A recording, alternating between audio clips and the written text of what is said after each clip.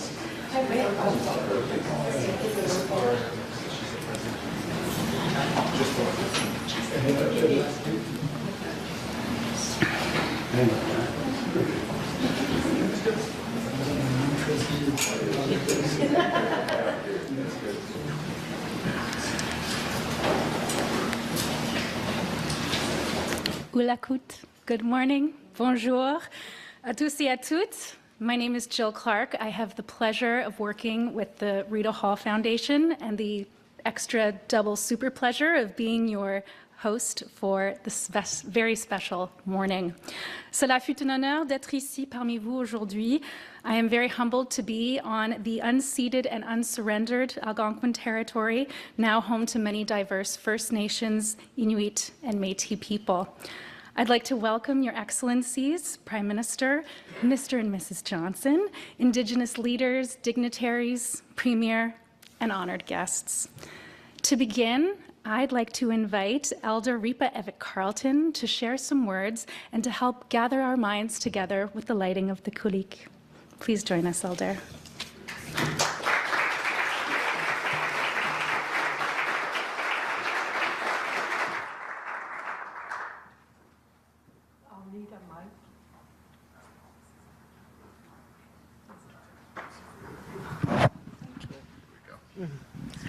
Koyanamik asualuk. Koveasupa, koveasutuina valayu, vani tugut, koveasutakatuta, tasumingakulo, uvatini asualuk, kamatialauto, pijititiatuni, nunakakasimayunut, Canada miunulu, tamainun. I'm very honored to be here. I'm very happy, actually, and we should all be. We're very, very proud of our Governor General. She did amazing work across our country and the world to make awareness of a lot of our state, our history, our ways. And so I'm going to be lighting the kuluk, which is a traditional oil lamp that my people have used many, many years long ago. And actually, I'm proud to say that I was born on the land when my mom and dad were still living solely off the land. And I have wonderful memories. The memories I have, nobody can take away. So just a little explanation of the significance of the kuluk, because it deserves to be known, the use, how it allowed Inuit to survive in a harsh environment where in the winter months it's dark and cold. So the kuluk was used for the warmth inside the kamak, the sod house. It was used for cooking. any meal or melting ice or making bannock, even drying clothing over the flames of the khuluk. And it also allowed us to see. We had no electricity back then. And so it really has allowed us to survive. And thank you to our ancestors who paved the way for us, who were amazing, you know, with absolutely nothing, no stores, no help from anywhere other than themselves. They survived, and I'm very proud to be an Inuk who my ancestors raised in a traditional way. Inungwin is how we were raised as children, which translates to making of capable human beings. So I want to begin with that. It made a lot easier for us children to wake up in the middle of the night, and there was always a little light at the corner of my mom's khuluk.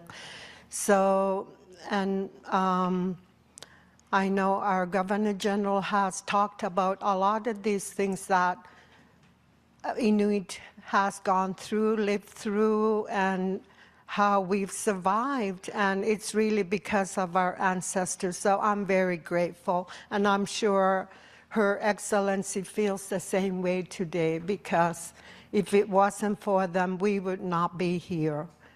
A lot has happened to us over the years, but we're still here, and we're making a difference. We're making an impact in the different ways that we do throughout the days, the months, the years.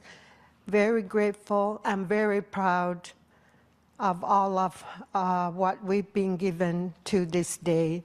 So I wanted to mention the Maligate, because they really did allow us to govern ourselves in a way that's respectful and that is meaningful. And so the Maligate are fundamental laws of Inuit, and I'm sure our Prime Minister have used them over her lifetime, because they were instilled in us as children from our parents, our grandmothers, our aunties, our uncles, because Inuit lived in a lot smaller environment back in the time, and everybody knew everybody. So the Maligate help us to define how we should be as people, how we should live together with the good things of, respecting each other. And they really help us to connect well to our environment, because environment is so important to all of us. And they can help us develop our spirituality. These Maligate are the foundation of Inuit Kawyimaya Tukangit, things that our people have known for a very long time. And there's 8 principles. I'm not going to go into them, but I'll mention the 4 Maligate, because I think we all need to remember them every day. So these are the Maligate, working together for the common good of everyone. And that's what we want to keep doing, because our children and grandchildren deserve the best. Respecting all living things, respect goes a long way. And number 3, this one I really like. I try and use this, maintaining harmony and balance. We need that as people because of where our world is right now.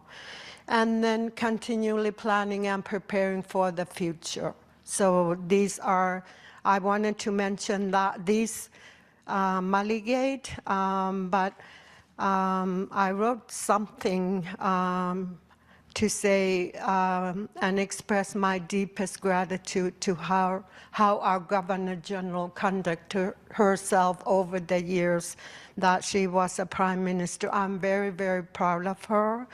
And you are a role model to many, many of us Inuit. You persisted, you persevered, and you did this with grace and humility, wisdom, and your knowledge goes a long way. You did this in a very caring and graceful way. So, kuyaname asalo o matina kuyale yung.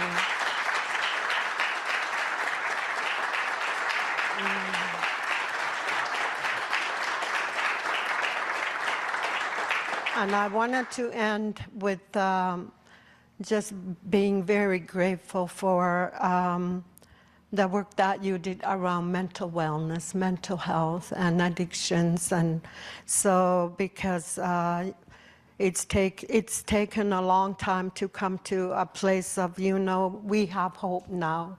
There's a way paved for us to go in a good way. Kuyanamik.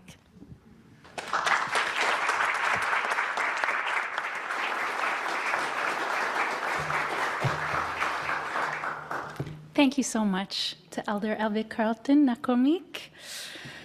J'ai l'honneur maintenant de vous présenter le Premier ministre Mark Carney pour partager quelques mots avec nous. Prime Minister.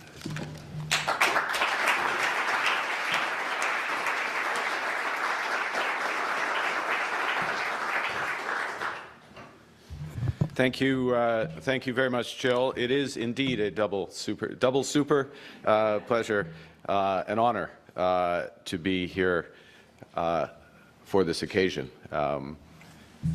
To the Right Honourable David Johnston, Elder Ripa Yvette Carlson, thank you for starting today in the good way. Thank you for your service, David. Thank you all for being here. Today is an important occasion and a chance to reflect on how Governor Generals have shaped the story of Canada, helped defend the institutions that make up our country, devote yourselves to the service of others, and promote the values that we hold dear, and promote those values and that service beyond their tenures as Governor Generals. Upon appointment, a Governor General creates a coat of arms, a personal coat of arms that reveal the principles that help shape their life and their service. David Johnston, academic, hockey player, he didn't choose a hockey stick, academic, law professor, placed books on his coat of arms, symbols of the pursuit of knowledge, innovation, truth. Michael Jean, qui a créé des refuges pour les femmes et les enfants, a choisi deux esprits de l'eau pour rendre hommage au rôle essentiel joué par les femmes dans la promotion de la justice sociale. And Her Excellency, Mary Simon, lifelong advocate for Indigenous rights, placed a disc and a circle at the center of her coat of arms, a symbol of the inclusive relationship between Indigenous peoples and all Canadians. Now, the nature of this relationship has not always reflected the harmony symbolized on that coat. Canada was built on the foundation of three peoples, Indigenous, the French, and the British. And that founding was imperfect. It excluded too many. It was built, in part, on the dispossession of and broken promises to Indigenous peoples. These failings are part of our country's history. And so reconciliation is an ongoing project of all Canadians, not of a single government generation. La réconciliation est une tâche générationnelle, vécue et pratiquée chaque jour. Nous gardons en mémoire le passé, ce qui nous motive à assumer ensemble la tâche qui nous entend.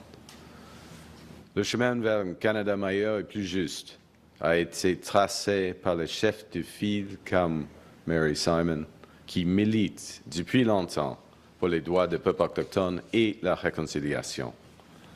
Throughout her life, Mary Simon has embodied a fundamental Canadian belief that our diversity isn't something to be solved, it is a strength to be celebrated.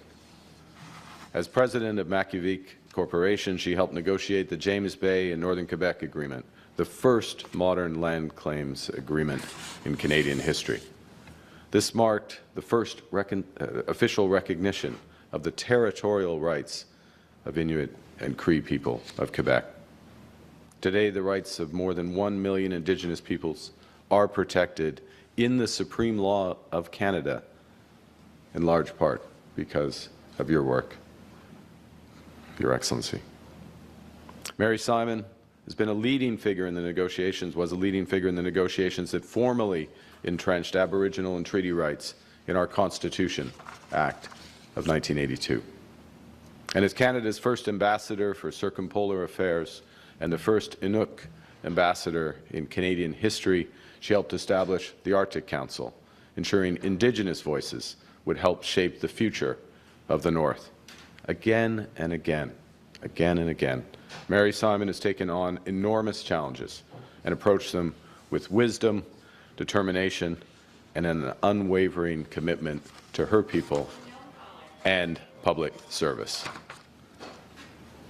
Your Excellency, you've reminded us that reconciliation is a responsibility to be lived day after day in how we listen, how we learn, and how we act. And throughout your lifetime of service, you've embodied the responsibility with that wisdom, compassion, and unwavering purpose. You've elevated national conversations on mental health, particularly in Northern and Indigenous communities, bringing visibility to challenges too often overlooked, and bringing dignity to those too often unheard. Your mental health learning and listening tour shed light on mental health needs of remote, rural, and northern communities, areas where access to mental health supports, as you well know, are very, very limited. And to honor your legacy and your leadership, the Rito Hall Foundation is establishing a Ahuwinatak, you'll help me with the pronunciation, Ahuwinatak, the Mary Simon Catalyst for Mental Wellness.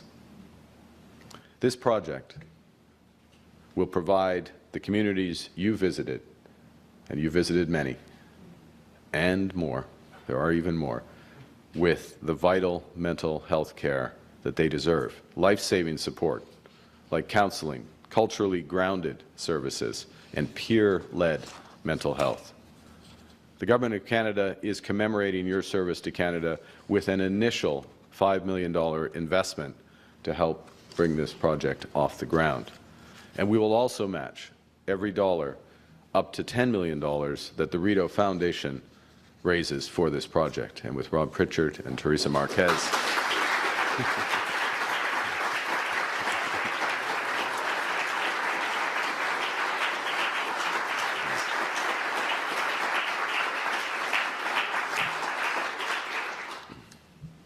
Pour les personnes vivant dans les zones éloignées et rurales, l'accès à un soutien rapide et adapté à la culture reste un défi. L'héritage de Mary Simon pour le bien-être mental permettra de changer les choses. En ce qui concerne les communautés éloignées, cela rendra les soins plus accessibles, plus rapides et mieux adaptés à leur langue et à leur culture. La santé mentale est le fondement d'une vie épanouie et des personnes de bonne santé et autonomes constituent le fondement d'une communauté et d'un pays fort, un pays juste. Nous sommes fiers de poursuivre l'œuvre à laquelle vous avez consacré votre vie et qui vous tient à cœur. Your Excellency, on the day of your appointment, July 2021, you stood before our country and said, and I quote, "I believe strongly that if we embrace our common and shared responsibility for one another, Canada's brightest days are yet to come." You also said that you were dedicated to doing everything in your power to build and inspire that future. You've met those commitments.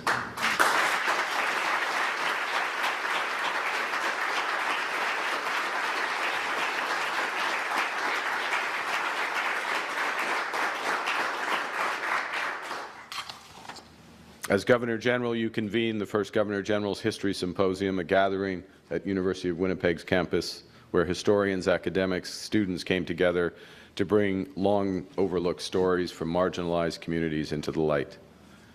Dans un contexte où les réseaux sociaux fragmentent, divisent et blessent les membres de notre société, vous avez réuni des experts et des responsables du secteur de la santé mentale afin de promouvoir la sécurité, la dignité et le respect en ligne. Just 2 days before his coronation, you facilitated a historic meeting between His Majesty King Charles and national Indigenous leaders. Natan, you were there, marking the first steps towards a new relationship with the Crown. As I said, Your Excellency, you fulfilled the promise you made to Canadians on day one. You are uniting this country with a shared ambition of building a stronger and a more inclusive Canada for all. I would also like to thank His Excellency Whit Fraser and your entire family for their extraordinary service to Canada. And on behalf of Canada and all Canadians, thank you, Your Excellency, Governor General. The Canada you were born into,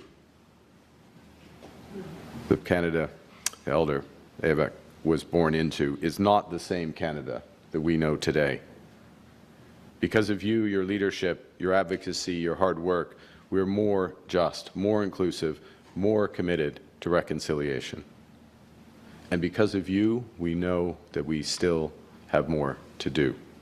What you have achieved was not only monumental in its impact, but transformational, creating generational change that will be felt for years to come and a momentum that will endure.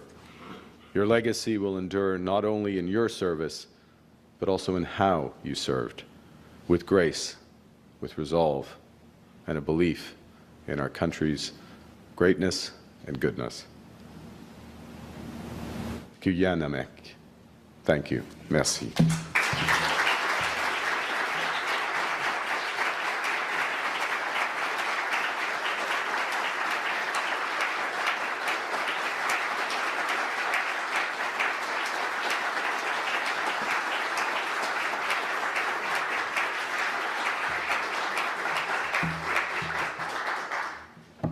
I'm also a waitress. Thank you very much, Prime Minister. It is now my distinct pleasure to ask you to join me in welcoming to the stage the Right Honourable Her Excellency Mary Simon, Governor General of Canada.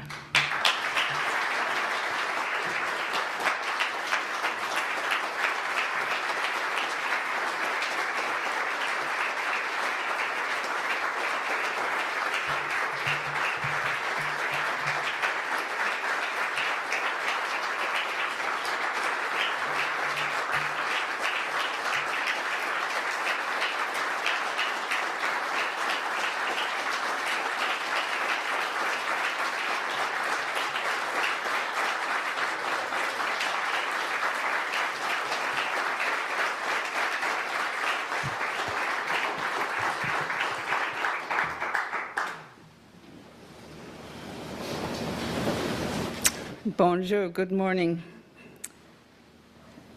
Prime Minister, thank you for this very generous gift, which makes it possible to launch a project close to my heart. Je suis heureuse d'avoir un projet qui me tient à cœur se concrétiser, my French, concrétiser aujourd'hui. Some words are difficult to pronounce. As the Prime Minister said, I undertook a mental health listening and learning tour to better understand a reality that has long troubled me.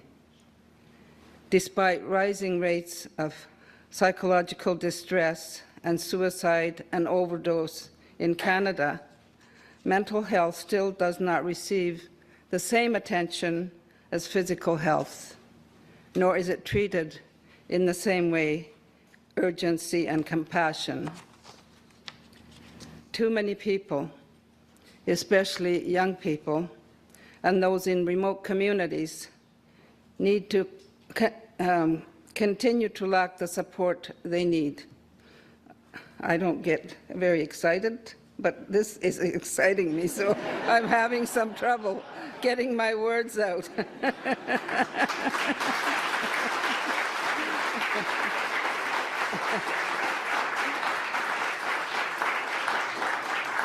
Le manque de services est criant dans les communautés nordiques. In Iqaluit, Nunavut, I met with mental health practitioners, community workers, cultural healers, and caretakers doing remarkable work with very limited resources. They spoke of the power of community and peer support, support from someone who speaks Inuktitut, understands Inuit culture, and knows the realities of life in the North. Someone who understands that a mental health crisis can't always wait for an appointment, and that approaches like drop-in counseling or mobile mental health teams are often what works best. Someone who understands trauma and the lasting harm caused by residential schools and other colonial policies. La garrison est plus forte quand la personne qui nous aide comprend qui nous sommes. Relying solely on non-Indigenous professionals sent from the South on a temporary basis makes it very difficult to build the trust that effective mental health support requires. We appreciate the support that we do get, but then the people that have come into the communities, once they've been there and have completed their work, they go back to their homes and to their other jobs that they have. So oftentimes communities are not ready to be without support and counseling when this happens. As we probably all know, healing flourishes through connection and culture. I don't think it matters what culture we come from, but when we heal from a trauma or from any kind of mental health illness, it could be serious, it could be minor, anything can happen in our lives. And we need to feel that the person that is helping us to heal understands who we are, where we come from, and what our culture is. And it's not just Inuit, but it's all cultures, I think, are like that. That is why this program will focus on supporting community-based mental wellness counselors with lived experience, individuals who, with the right training and adequate financial support, can make a meaningful difference. It is one of the most effective ways we can help build a strong and vibrant Canadian North for the future. I want to thank sincerely the Rita Hall Foundation for undertaking this important work. And please do not think that the end of my term as Governor General marks the end of my work. I fully intend to continue supporting this cause in many years ahead, and my commitment to the people of the Arctic will never waver. So, ayun nata, never give up. Merci à vous tous, nakukmik. Thank you.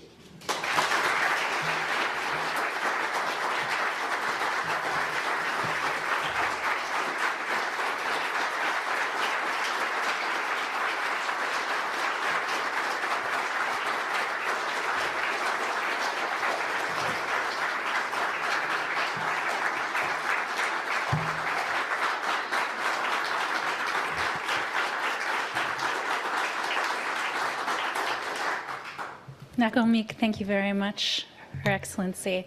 Maintenant, j'ai le plaisir de vous présenter la présidente et directrice générale de la Fondation Rideau Hall. Please welcome Teresa Marquez.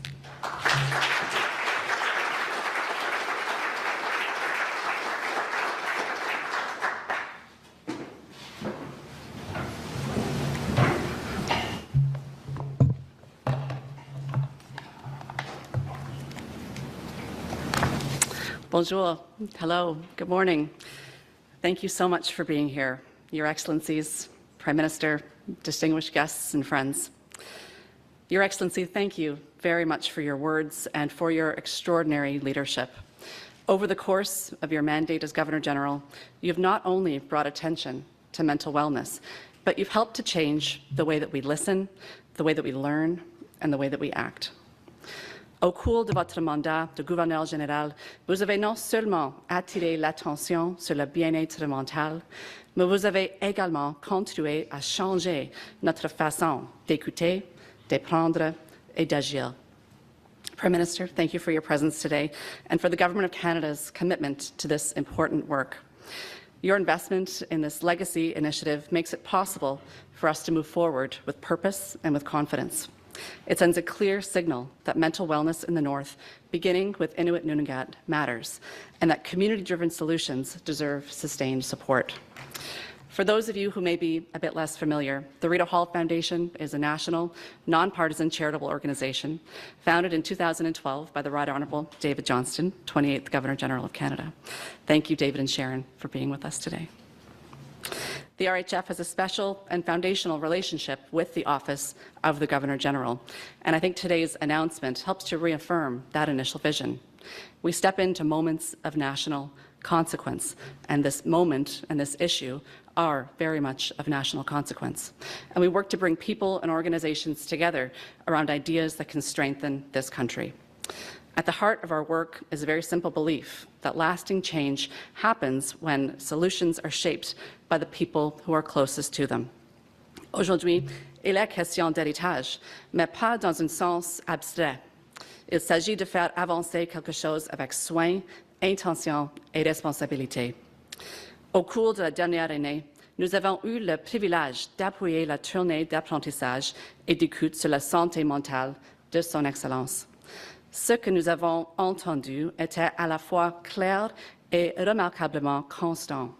La communauté du Nord savent ce qui fonctionne. Le savoir est là, l'engagement est là, le leadership est déjà là. What's been missing is reliable, long-term support to help that work continue and grow. And that is what Ayuinata is about. Ayuinata is about. Ayuinata, a hand extended to help, reflects both compassion and action. It captures the belief that the most meaningful support comes from those who are closest to us, peer to peer, person to person, and within the strength of existing relationships and communities. This effort is our commitment to nurturing and strengthening those connections. It's about investing in community-led approaches that are grounded in local knowledge and lived experience. It's about building stronger networks of peer support where people can find understanding, encouragement, and belonging. It recognizes that help, specifically mental health, is not only delivered through formal systems of care, but through the trusted relationships that sustain us every day.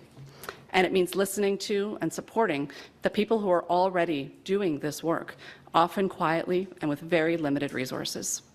At the Rita Hall Foundation, we see our role as helping to create the conditions for that work to thrive. That includes funding, alongside supporting locally led partnerships, strengthening existing capacity, and committing to long-term collaboration and shared learning. We know that trust cannot be built quickly, and we know that impact, especially in mental health and wellness, takes time. That's why today's investment is so important. It provides the stability needed to move beyond short-term responses and towards sustained, community-driven progress. It also very much gives us a strong foundation on which to continue building, together on the Government of Canada's initial investment in honour of Her Excellency's service as Governor-General of Canada. So we look forward to working in partnership with Northern communities, including Inuit leadership and organizations across Inuit Nunavut. This work will be shaped and guided by your leadership and knowledge. Our role will be to listen carefully and to provide support where it is most useful. So we see this as an open invitation.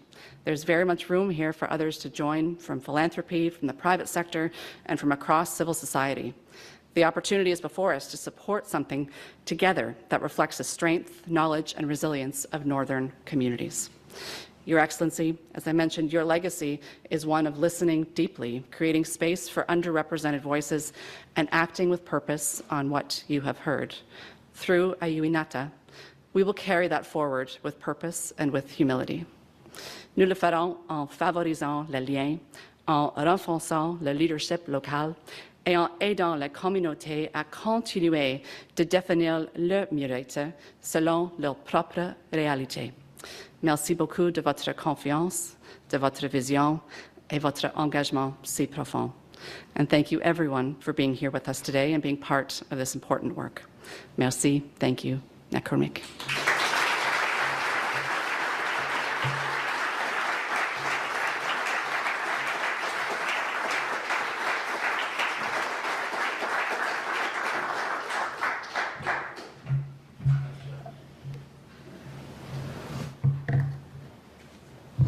Thank you, Teresa. Now, please join me in welcoming Chair of the Rita Hall Foundation, Robert Pritchard.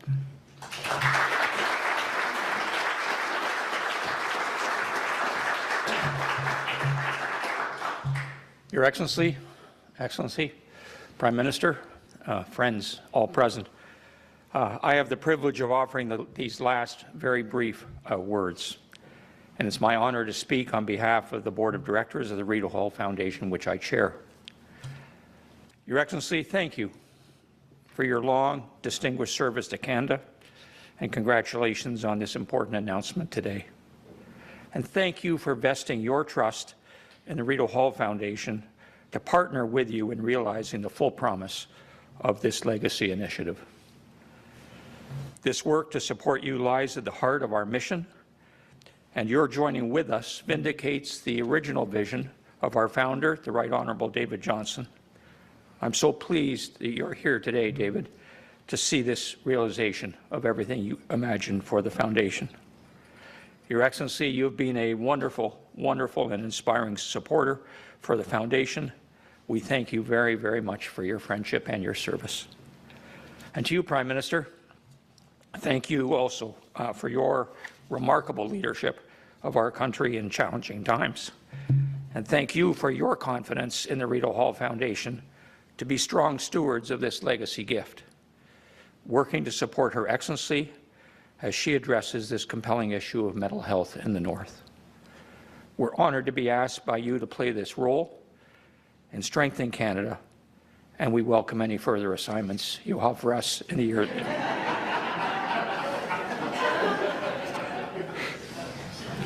And to our friends and benefactors, partners, staff, and directors all present today, thank you for all you do to make possible the nation-building work of the Rita Hall Foundation. It's hard work, but it's worthy work, and I thank you all for it. And I particularly want to recognize our leader, Teresa Marquez, for her leadership. Teresa, this day wouldn't have happened but for you. Thank you and congratulations.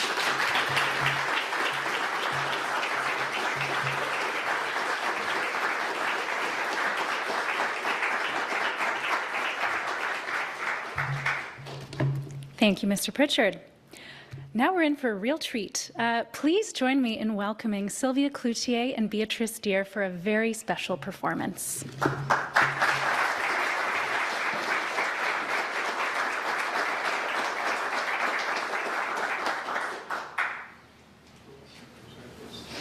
Nakurmik. Hello. I've known Mary my whole life. I never knew you professionally. I've known you as a fellow Kujamyo. You've always been a very strong woman and influence in my life, in our lives. And I want to thank you for being a very brave and strong Inuk woman for us to look up to, and also for us to connect with. It was really beautiful to see someone like us in your role who understands our community and who understands that we come from the strongest survivors in the world. And yet we are losing our young people very fast. And for you to create the space for us to talk about our traumas and how we have to take care of our mental health means a lot to all of us. It really does. It feels like we have hope now that we can move forward because somebody can understand us and listen to us and bring the work forward. So, nakormik. I also like to take this opportunity to thank you. This is true reconciliation because we struggle so much in the North. Indigenous people struggle so much. And it's long, long, long ago from colonialism that has brought each generation becomes heavier in the struggles. But this is hopeful now because now there's going to be funding. Now we're not just going to try and help each other. We help each other. Yes, it makes a difference, but now there's funding. Now someone is listening. So it makes me very emotional because this is going to make a difference. We may not see the difference right away, but it's going to make a difference for the future for us, for all of Canada. Watch out.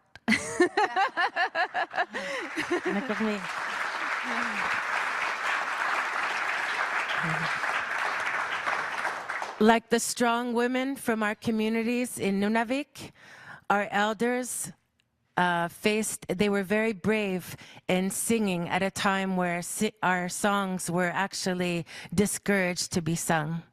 And because of them, we get to sing. We get to sing for our whole lives, and we get to sing for our children. And now our kids are singing as normal as it is to go to school or eat your breakfast in the morning. It's normal and it's embraced and celebrated. So I want to honor the women who taught us how to sing from Nunavik. And we're singing in front of the Prime Minister of Canada. Which, by the way, can I say that there's a inside joke in my band? Our guitar player looks like you. So we travel around the north and kids are saying, "Hey, Mark Carney." He can't stand it anymore. Anyway, it's an honor to meet you. We'll have to sing with him too one day. This song is Anore, the wind.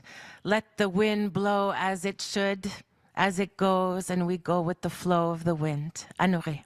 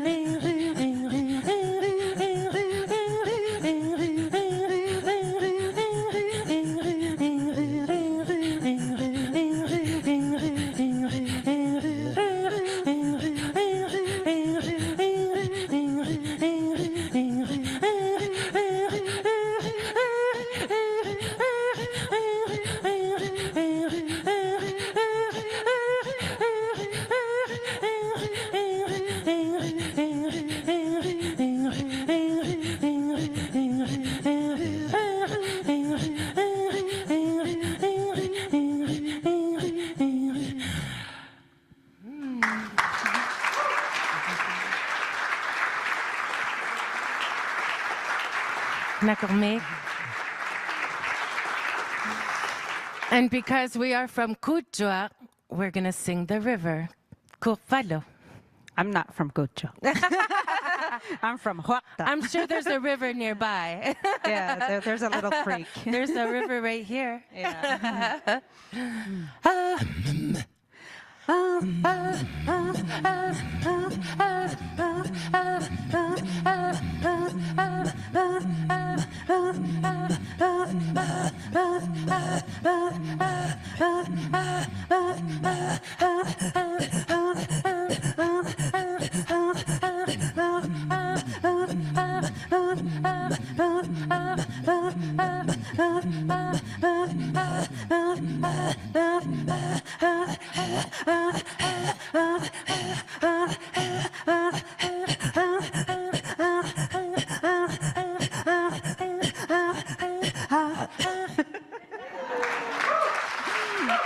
Nakormik.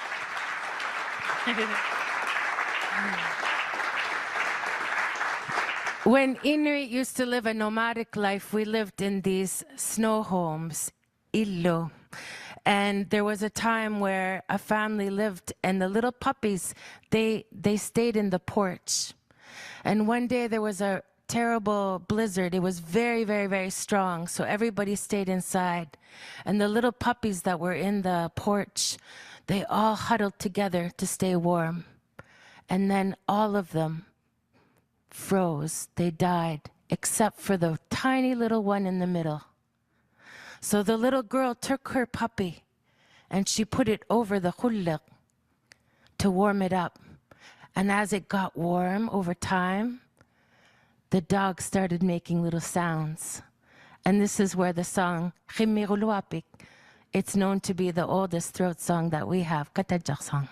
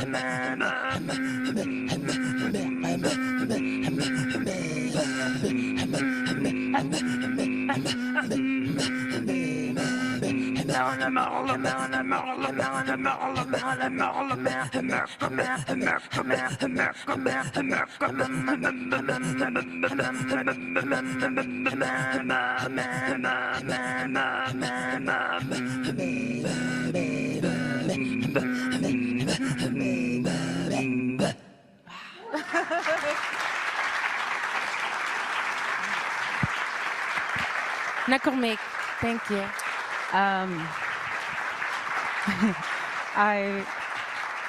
Thank you. I don't know how many women can say that their piece was worn to the coronation of the king, and I'm absolutely honored that you gave me that. And I really enjoyed coming over to Rideau Hall with the porcelain, the china tea, and it's amazing what you have accomplished in your life, and you're humble, and you do it all with the people in your heart. You don't just do it for yourself. So we were very privileged. All of Canada was privileged to have you lead. Hey, Wit, and Wit by your side. Nakormik. Nakormik.